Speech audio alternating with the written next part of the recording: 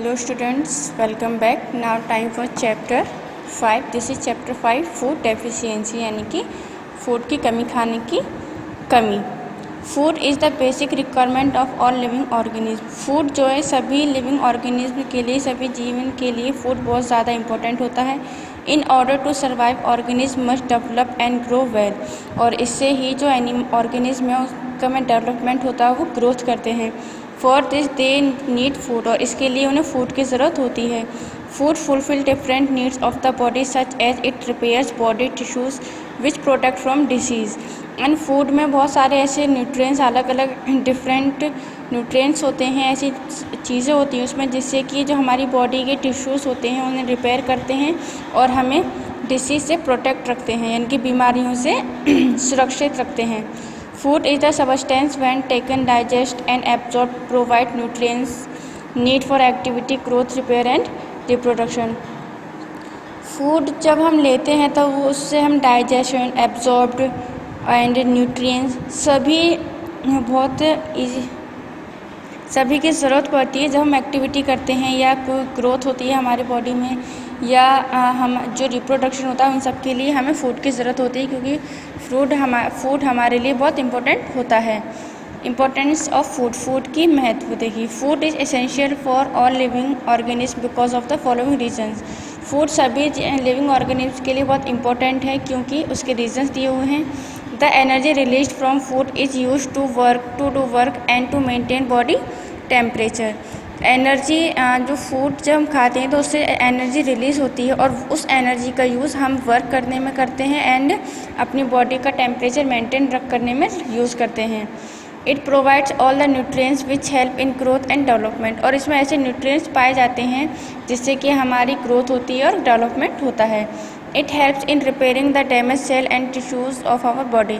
और जो फूड की वजह से हमारे सेल्स, बॉडी के जो सेल्स होते हैं वो डैमेज हो जाते हैं, जिससे कि फूड से वो रिपेयर हो जाते हैं. एंड जो टिश्यूज़ होते हैं हमारी बॉडी के वो भी रिपेयर हो जाते हैं. It provides various protective substance which protect us from many disease.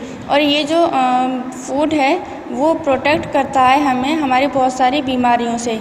इनके ऐसी डिसीज़ होती हैं जिससे हम फूड, अगर हम हाइजीन फूड अगर ले रहे हैं तो उससे हम डिसीज़ से बच सकते हैं. Balanced diet. There are 5 kind of nutrients के 5 टाइप्स हैं. Protein, carbohydrates, fat, vitamins and minerals. To remain healthy we need all the nutrients in the right portion. हमें हेल्दी रहने के लिए हमें सभी न्यूट्रिएंट्स की ज़रूरत होती है. ये नहीं सिर्फ प्रोटीन ही ले रहे हैं, कार्बोहाइड्रेट, फैट, विटामिन्स हम नहीं ले रहे हैं तो ऐसा नहीं चलेगा. Proteins, carbohydrate, fats, vitamin, mineral सभी हमारे लिए बहुत इंपॉर्टेंट हैं. No single food item contains all the nutrients. एक ही फूड में सभी न्यूट्रिएंट्स नहीं पाए जाते हैं.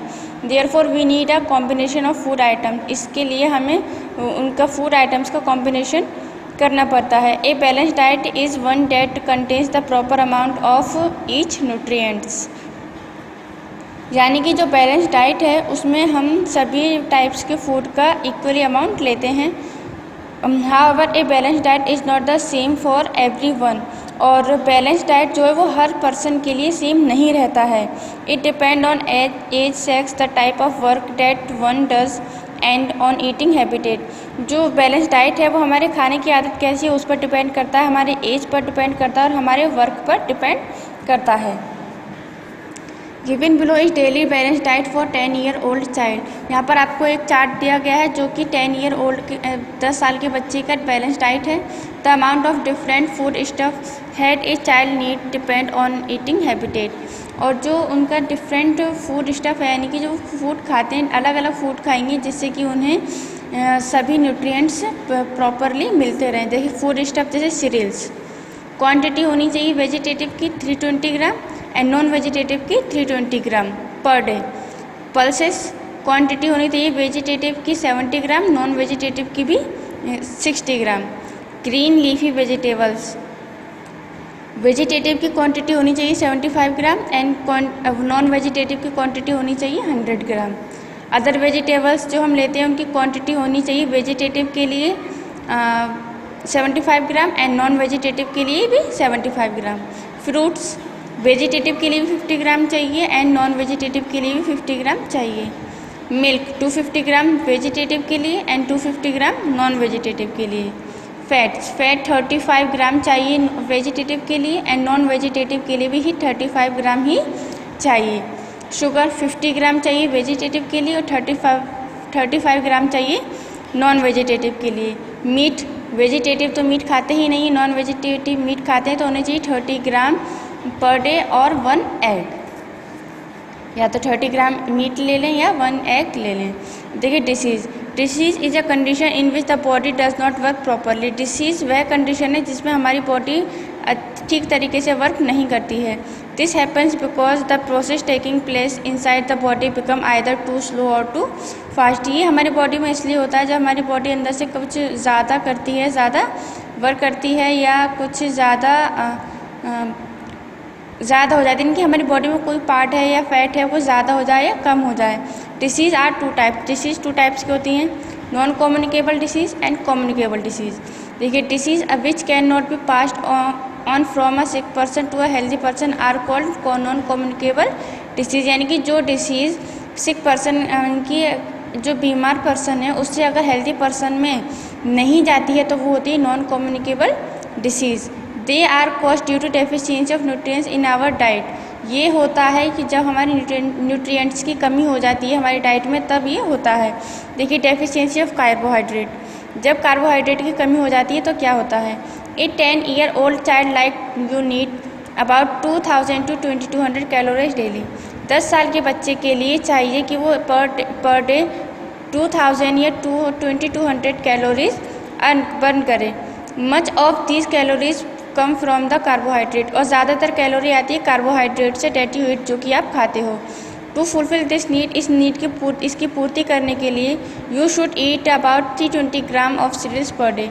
इसके लिए आपको कम से कम 320 ग्राम पर डे सीरियल खानी चाहिए।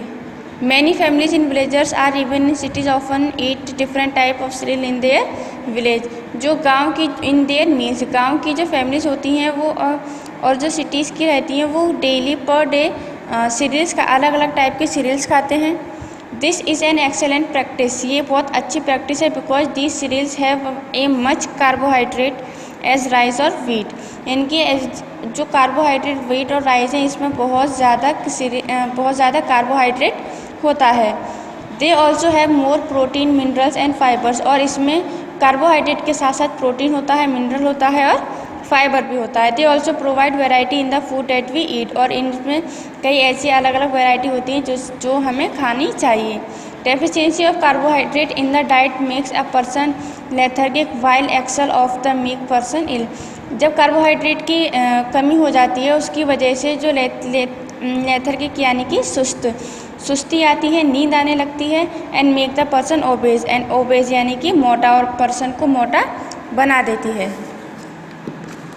नेक्स्ट देखिए डेफिशिएंसी ऑफ प्रोटीन, प्रोटीन की कमी। As we know protein are required for muscles building and repair to warm out tissue in the body. यानी कि जैसा कि हम जानते हैं प्रोटीन जो है, प्रोटीन से हमारी जो मसल्स हैं वो बनती हैं, रिपेयर होती रहती है, जो हमारे टिश्यूज़ हैं वो भी रिपेयर होते रहते हैं। Growing children like you need more protein in their diet, और जो बच्चा बढ़ता वजन की छोटा बच्चा होता है उसमें ग्रोथ होती है, उसे प्रोटीन की बहुत ज़्यादा ज़रूरत होती है। Lack of protein in the diet causes weakening of muscles. जो प्रोटीन की जो होती है उसके अगर हम प्रोटीन नहीं लेते हैं तो उसकी वजह से हमारी जो मसल्स होती हैं वो क्या होती हैं, वीक हो जाती हैं। अब देखिए deficiency of protein along the carbohydrate is called protein energy mal nutrients. Protein energy mal nutrients यानी इसको शॉर्ट फॉर्म में बोलते हैं PEM। ये वो होती है जब प्रोटीन की कमी हो जाती है। देखिए PEM occurs more frequently among infant and young children between 1 to 5 years of age. PEM manifests in 2 form, kwashiorkor and marasmus.